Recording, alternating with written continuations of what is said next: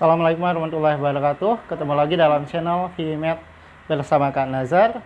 Oke, pada pertemuan kali ini kita akan mencoba membahas tentang konsep nilai mutlak dan bagaimana definisi daripada nilai mutlak ini.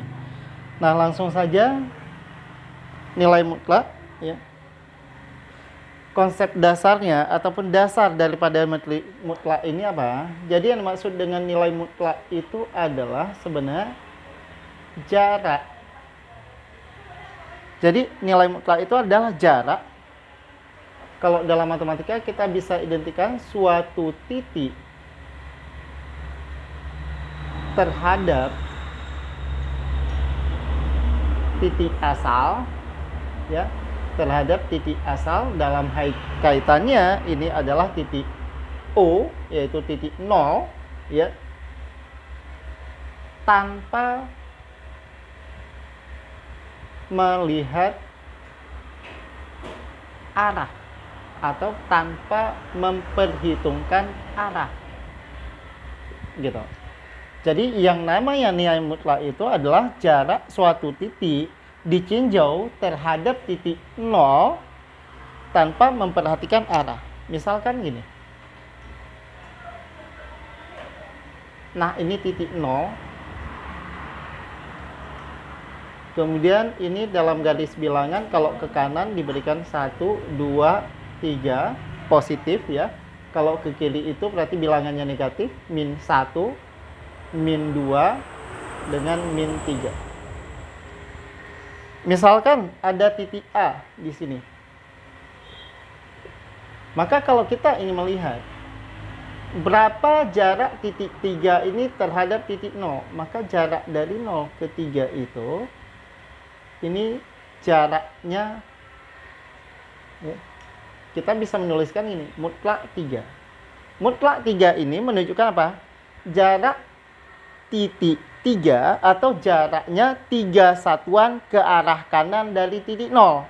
Nah, jadi ini menunjukkan jarak 3 satuan ke arah kanan dari titik 0. Sehingga mutlak dari 3 itu hasilnya adalah 3.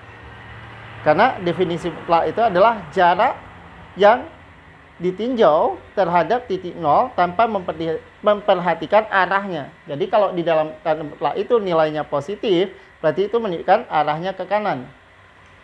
Nah, kalau ditanyakan berapa jarak dari min 3 ke 0, maka kita bisa menuliskan jarak min 3 terhadap 0. Kita bisa menuliskan mutlak min 3. Jarak dari min 3 terhadap 0 itu juga sama dengannya 3. Sehingga dalam fisika jarak disebut sebagai Jarak disebut sebagai besaran skalar, bukan vektor. Karena jarak itu tidak memperhatikan arahnya. Sehingga kalau dilihat dari titik 0, baik ke kanan ataupun ke kiri, ini jaraknya sama, yaitu 3. Oke, bisa dipahami? Nah, berdasarkan ilustrasi ini sehingga disimpulkanlah bahwa definisi daripada nilai mutlak sebagai berikut. Nah, kita lihat definisi mutlak.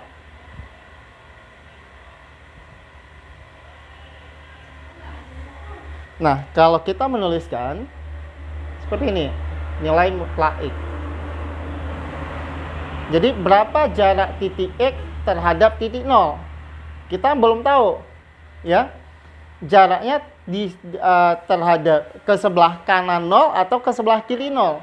Sehingga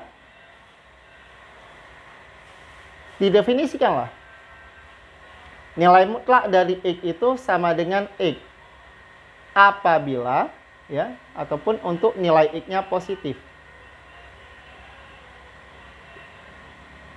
Pemahamannya bagaimana? Jadi jarak X terhadap titik 0 itu adalah bilangan X itu sendiri. Kalau X itu arahnya berada di sebelah kanan dari titik 0. Nah, kemudian berikutnya, kan X lebih besar dari 0, berarti berada di sebelah kanan dari titik 0. Nilai mutlak dari X sama dengan min X. Untuk nilai X-nya yang kurang dari 0. Pemahamannya apa? Seandainya X itu posisinya berada di sebelah kiri dari titik 0, maka jaraknya itu adalah negatif daripada X, ya. Jadi X ini seandainya dia berada di sebelah kiri, maka jaraknya itu adalah negatifkan daripada yang di sini. Kalau di sebelah kiri berarti kan nilainya negatif. Kalau dinegatifkan sehingga hasilnya tetap positif. Oke. Untuk lebih kuat pemahamannya ini gini. Kalau kakak biasanya membacanya definisi mutlak gini. Nilai mutlak dari suatu bilangan adalah bilangan itu sendiri. Ya, nilai mutlak X adalah X, bilangan itu sendiri. Apabila yang di dalam tanda mutlak nilainya positif. Kan X ini bilangan di dalam tanda mutlak. Lebih dari sama dengan 0 berarti nilainya positif. Atau, jadi dibacanya atau, nilai mutlak dari suatu bilangan adalah negatifnya. Apabila yang di dalam tanda mutlak nilainya negatif. X kurang dari 0. Kurang dari 0 artinya bilangan negatif. Ya kan? Nilai mutlak dari suatu bilangan adalah negatifnya apabila yang di dalam tanda mutlak bernilai negatif. Nah, ilustrasinya gimana? Kita lihat. Nilai mutlak dari 4 sama dengannya berapa? 4 itu positif atau negatif? Positif. Nilai mutlak dari suatu bilangan adalah bilangan itu sendiri apabila yang di dalam tanda mutlak nilainya positif. 4 itu nilainya positif, maka nilai mutlak dari 4 adalah bilangan itu sendiri. Berarti sama dengan 4. Kalau nilai mutlak min 5, sama dengannya berapa? Kalau nilai mutlak kan selalu positif. Nilai mutlak dari min 5 tetap 5. Oke, benar. Tapi kalau secara definisi, nilai mutlak dari suatu bilangan adalah negatifnya apabila yang di dalam tanda mutlak nilainya negatif. Min 5 positif atau negatif? Negatif. Maka nilai mutlaknya adalah negatifnya. Negatif dari min 5. Sehingga negatif dari min 5 hasilnya tetap positif 5. Nah, itu pemahaman yang sederhana terhadap definisi mutlak. Sekarang kita melihat operasi pada mutlak. Nah, operasi bilangan ya, atau kita lihat contoh.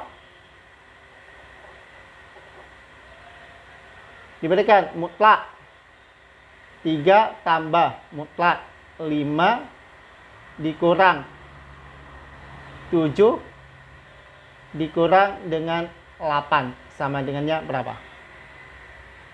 Mudah. Kita selesaikan dulu ini.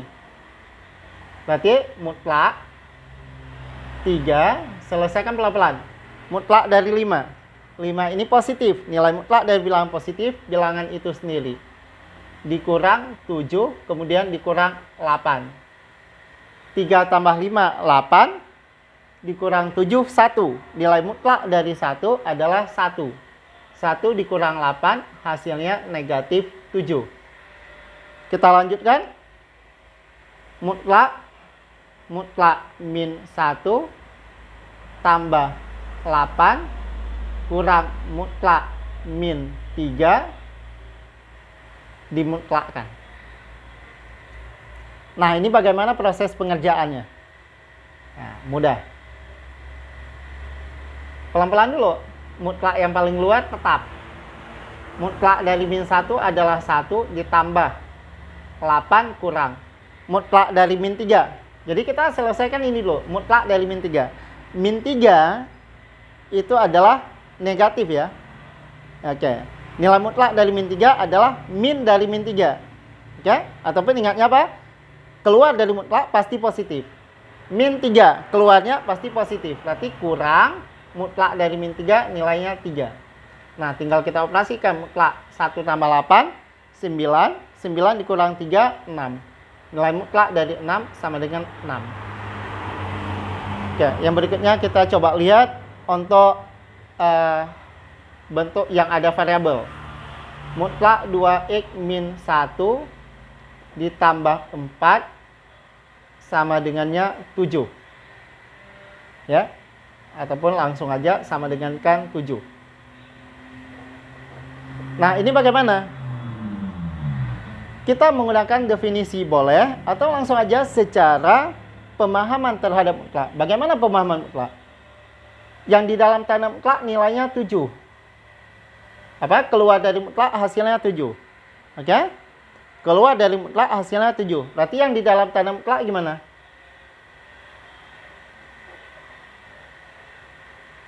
Ya. Tanda mutlak dari berapa sih menghasilkan 7? Kita bisa lihat lagi sini. Tanda mutlak dari berapa sih yang menghasilkan 3? Bisa positif 3, bisa negatif 3. Berarti nilai mutlaknya menghasilkan 7. Berarti yang di dalam tanda mutlak nilainya bisa positif 7, bisa juga negatif 7. Yang penting kan keluarnya itu 7. Kalau yang ini berarti nilai X-nya berapa? Gampang aja. Kalau main cepat gini. Berapa kurang 1 menghasilkan 7? 8. 2 kali berapa menghasilkan 8? 4. Kemudian yang ini. Berapa kurang 1 menghasilkan min 7? Tentu min 6. Berapa kali 2 menghasilkan min 6? Negatif 3. Nah, apakah jawab yang udah kita dapatkan ini benar atau salah? Kita uji. X-nya 4. 2 kali 4, 8. Dikurang 1, 7. Nilai mutlak dari 7 adalah 7. Kemudian yang kedua, kalau nilai X-nya min 3. 2 dikalikan min 3, minus 6. Minus 6 dikurang 1, minus 7. Nilai mutlak dari minus 7 adalah 7. Sehingga nilai X yang memenuhi untuk persamaan ini adalah min 3 dengan 4. Oke? Nah, ini penjelasan sederhana tentang konsep bilangan mutlak. Yang berikutnya kita akan lihat beberapa contoh soal lain yang mengandung variabel.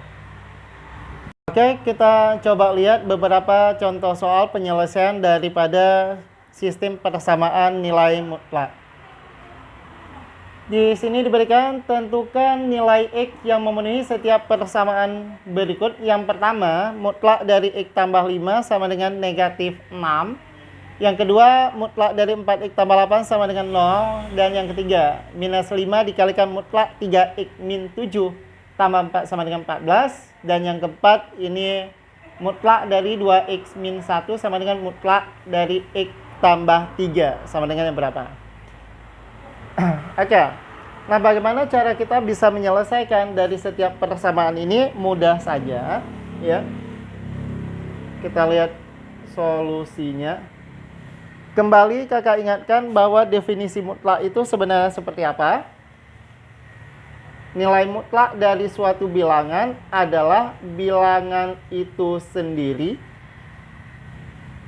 apabila yang di dalam tanda mutlak itu bernilai positif atau 0. Oke?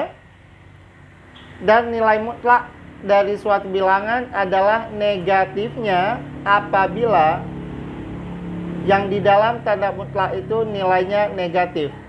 Jadi nilai mutlak dari suatu bilangan itu selalu positif, meskipun di dalamnya itu adalah negatif. Jadi kalau dia negatif, hasilnya adalah negatifnya. Kalau dinegatifkan lagi tetap menjadi positif. Dan kalau dia di dalam mutlak itu positif, nilainya adalah dia sendiri, ya. Nilainya adalah dia sendiri apabila yang di dalam mutlak itu positif ataupun 0. Jadi nilai mutlak itu terdefinisi juga untuk bilangan 0. Lalu bagaimana penyelesaian untuk soal nomor pertama? Ingat, keluar dari mutlak pasti positif. Sekarang di dalam tanda mutlaknya itu X plus 5 keluarnya negatif. Hasil dari mutlak itu selalu positif. Nah, berapapun nilai X yang kita gantikan ke dalam sini, ya kan? Hasilnya pasti keluarnya positif. Jadi nggak mungkin nilai dari suatu tanda mutlak itu negatif. Sedangkan di soal nomor 1 berikan apa?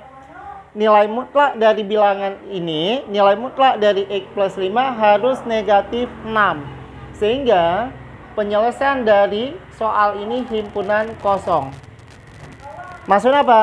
Tidak ada satupun bilangan X yang apabila ditambahkan dengan 5, kemudian dimutlakkan, hasilnya akan negatif. Ya? Jadi gampang sebenarnya. Kemudian kita coba lihat untuk soal nomor 2. Nomor 2 disampaikan bahwa mutlak dari 4x tambah 8 itu hasilnya 0. Nilai mutlak dari berapa yang hasilnya 0? Nilai mutlak yang menghasilkan 0 adalah bilangan itu sendiri harus 0. Berarti nilai, karena disampaikan nilai mutlak dari suatu bilangan itu sendiri apabila yang di dalam tanda mutlak itu positif atau 0. Kalau keluarnya 0, berarti bilangan itu sendiri. Bilangan itu sendiri berarti berapa? 4x tambah 8 nilainya harus 0. Sehingga nilai x sama dengan, ya, kalau mau cepat gini. Berapa tambah 8 supaya 0? Harus min 8. Supaya ini min 8, berarti nilai x harus negatif 2. Gak yakin, uji. 4 dikalikan min 2, minus 8, tambahkan 8, 0. Nilai mutlak dari 0 adalah 0. Jadi, soal nomor 2, nilai x-nya harus min 2. Supaya keluar dari mutlaknya adalah 0. Kita lanjut yang ketiga. Yang ketiga, minus 5 dikalikan dengan mutlak 3x min 7 ditambah 4 hasilnya 14. Minus 5 dikalikan mutlak 3x min 7 sama dengan berapa tambah 4 supaya 14? Harus tambahkan 10. Jadi gitu, main cepat. Min 5 kali berapa supaya 10? Haruslah kalikan minus 2. Cepat ya. Minus 5 kali berapa supaya 10? Kalikan minus 2. Berarti nilai mutlak dari 3x min 7 sama dengan minus 2. Nah, bentuk ini sesuai dengan soal nomor 1 bahwa tidak ada satu pembilangan kalau dimutlakkan hasilnya negatif. Sehingga soal nomor 3 penyelesaiannya nilai x-nya juga himpunan kosong. Karena tidak ada bilangan kalau dimutlakkan hasilnya negatif. Kita lanjut untuk yang nomor 4.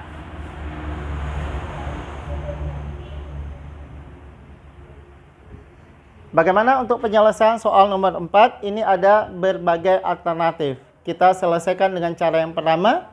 Alternatif yang pertama yaitu dengan menggunakan definisi. Oke. Mutlak dari 2x min 1 terdefinisi sebagai bilangan itu sendiri, 2x min 1. Dan terdefinisi sebagai negatifnya.